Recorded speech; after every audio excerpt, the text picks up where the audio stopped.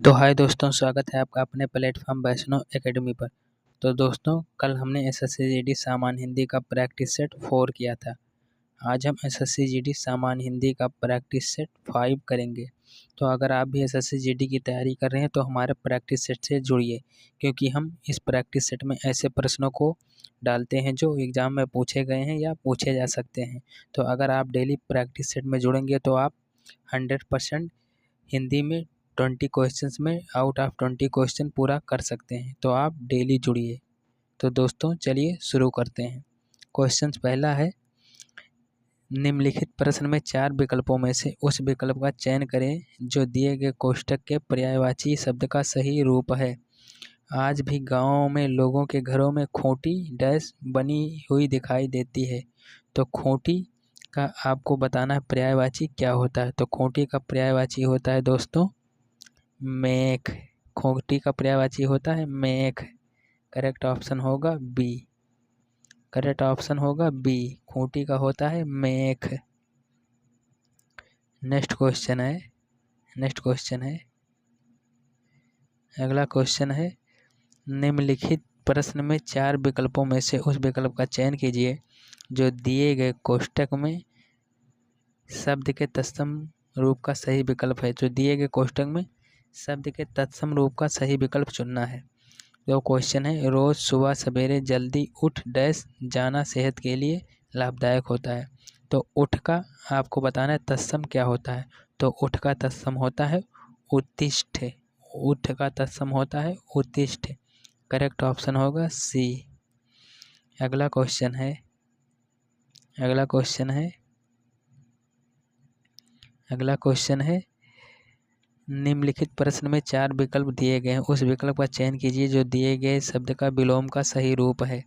तो क्वेश्चन है, संग्रह तथा इसके नमूनों को पूरी तरह से जानने में एक कनिष्ठ डैश संग्रहालय को कई वर्षों का समय लग जाता है। तो आपको कनिष्ठ का विलोम बताना है। तो कनिष्ठ का विलोम होता है ज्येष्ठ। कनिष्ठ का विलोम होता है ज्येष्ठ। करेक्ट ऑप्शन होगा बी। अगला क्वेश्चन है,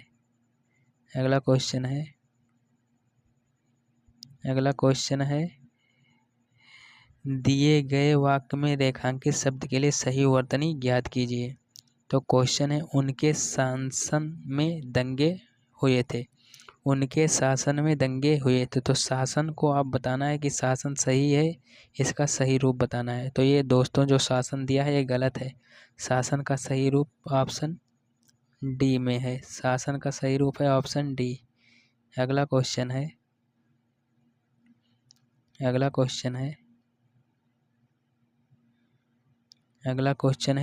दिए गए वाक्य में उचित पर्यायवाची शब्द का चयन करके रिक्त स्थानों की पूर्ति कीजिए।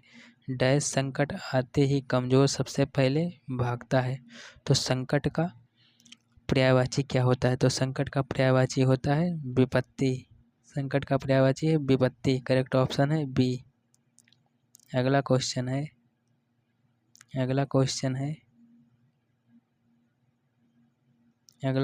है, दिए गए वाक्य का वह भाग ज्ञात कीजिए जिसमें कोई त्रुटि है। यदि त्रुटि नहीं है तो नहीं त्रुटि का चयन कीजिए।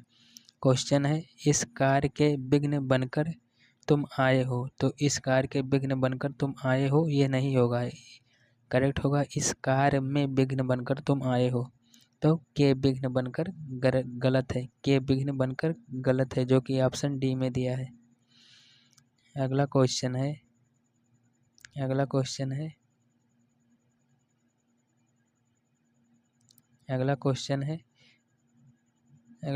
है, दिए गए वाक्यांश के लिए सार्थक शब्द चुनिए।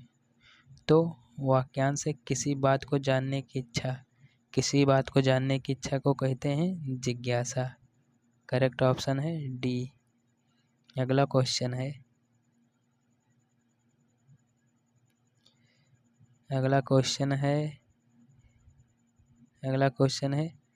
दिए गए शब्द का विलोम शब्द ज्ञात कीजिए। तो इनकार का विलोम क्या होगा। तो इनकार का विलोम होता है इकरार। करेक्ट ऑप्शन है ये। अगला क्वेश्चन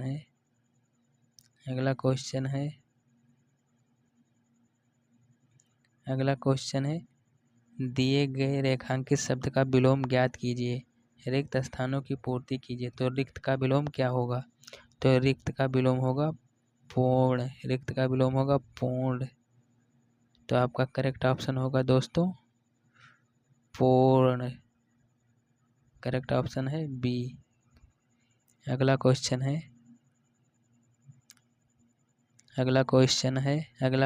है निम्नलिखित वाक्य में रेखांकित भाग के लिए एक शब्द ज्ञात कीजिए।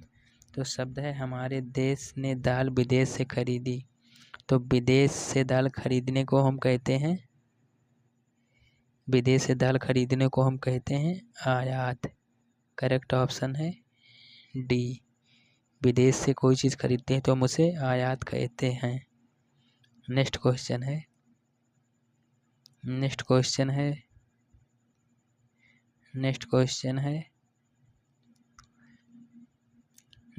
है निम्नलिखित प्रश्न में 4 विकल्पों में से उस विकल्प का चयन कीजिए जो दिए गए कोष्ठक का विलोम शब्द है।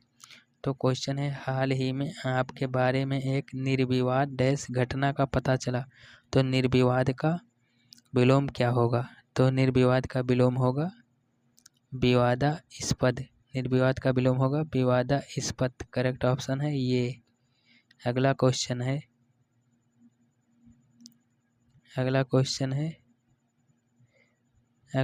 है निम्नलिखित प्रश्न में दिए गए 4 विकल्पों में से उस विकल्प का चयन कीजिए जो दिए गए मुहावरे का सही रूप है। तो नज़र बंद करने का क्या मतलब होता है? तो नज़र बंद करने का मतलब होता है कैद करना। करेक्ट ऑप्शन है ये। अगला क्वेश्चन है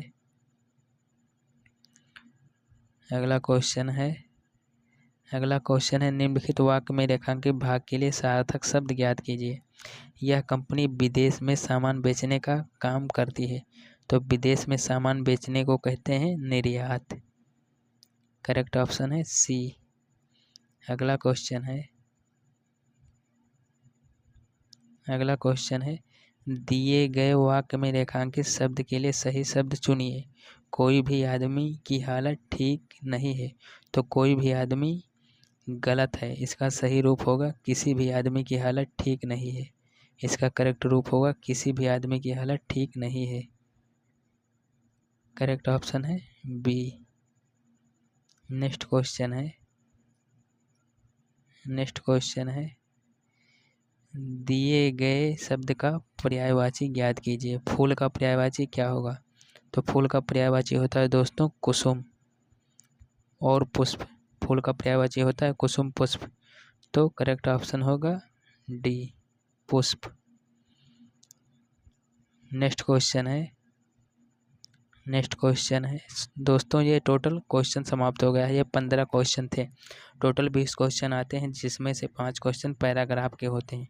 तो हमने आपको 15 क्वेश्चन करवा दिया है। पैराग्राफ आपको हम एग्ज़ाम आएगा नज़दीक तब करवाएंगे। आप कमेंट करना कि वीडियो कैसी लगी। और हाँ दोस्तों, आप लोग प्रैक्टिस ज़रूर करिए क्योंकि अगर आप प्रैक्टिस करोगे तो 100% आप सामान्य हिंदी में 20 क्वेश्चन में 20 कर सकते हो। तो आप प्रैक्टिस करिए। वीडियो देखने के लिए धन्यवाद साथियों।